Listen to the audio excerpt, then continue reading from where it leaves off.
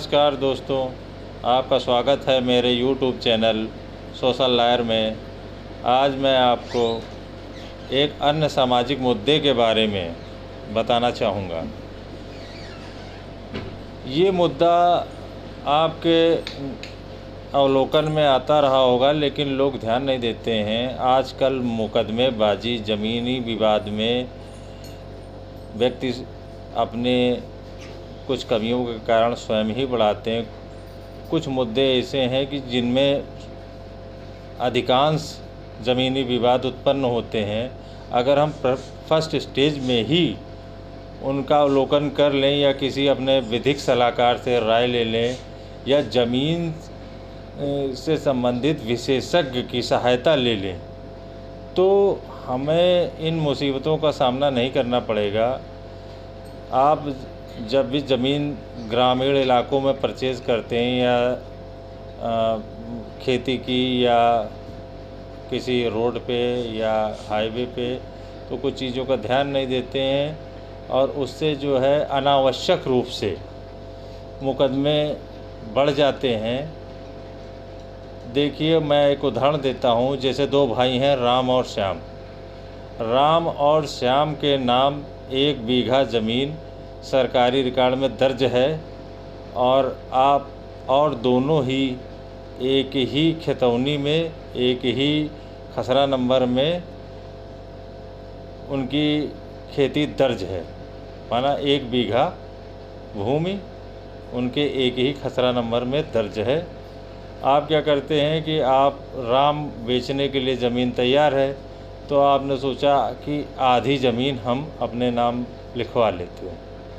आप क्या करते हैं कि बिना विधिक राय के राम को रजिस्ट्री ऑफिस लेके जाते हैं, उचित धन लेन देन करते हैं और आधी ज़मीन जो है उनके बताए गए स्थान पे लिखवा लेते हैं। और जब आप ज़मीन की रजिस्ट्री करवा लेते हैं और उसके बाद कब्ज़ा लेने जाते हैं, तो जो उसका छोटा भाई श्याम है, वो जब आप कब्ज़ा लेने जाते हैं तो आपकी ज़मीन पे वो दावा करने लगता है।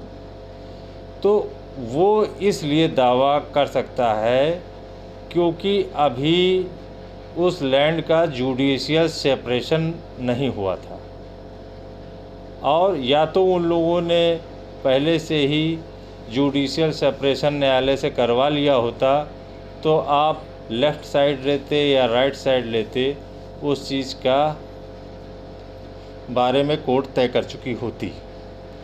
लेकिन देखा गया है, जानकारी के अभाव में बहुत से लोग ऐसे ही रजिस्ट्री करा लेते हैं और बाद में जो है विवाद उत्पन्न हो जाता है और कोर्ट में केस चला जाता है और बाद में आपको समझौता करना पड़ता है, अपने कुछ धन हानि करनी पड़ती है, तब अगली पार्टी मानती है।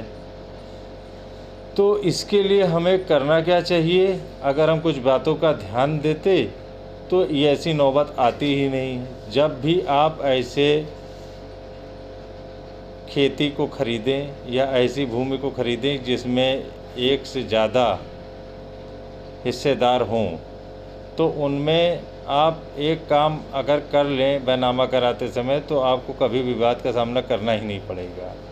अगर आप राम की भूमि खरीद रहे थे और श्याम की रजिस्ट्री के समय गवाही करवा दी गई होती, तो वो क्लेम करने के हकदार नहीं होते, क्योंकि उनकी जानकारी में वो हिस्सा बेचा जा रहा है, स्वयं वो उसके गवाह होते। इसलिए अगर आप सावधानी रखेंगे तो ऐसी घटनाओं की पुनरावृत्ति नहीं होगी। प्रायः वर्तमान दौर में इस टाइप के मुकदमों की एक बाढ़ सी आ गई है कि बेकार जानकारी के लोग भूमि परचेज़ कर लेते हैं और उसमें ये नहीं देखते हैं कि उसमें 3 हिस्सेदार हैं या 4 हिस्सेदार हैं। एक हिस्सेदार से उसके हिस्से की भूमि लिखा ली, तो आपने जो है कि ये नहीं सोचा कि बाद में इसमें क्लेम भी हो सकता है।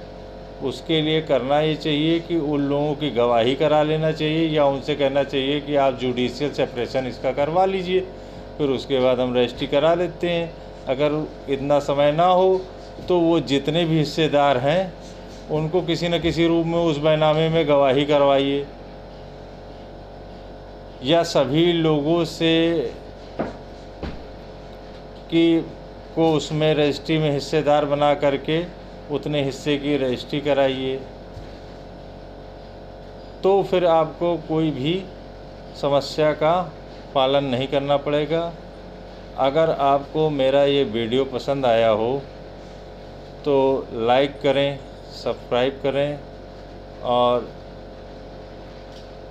इंस्टाग्राम आईडी पे आप मुझसे सवाल भी पूछ सकते हैं डायरेक्ट मैसेज करके। बहुत बहुत धन्यवाद।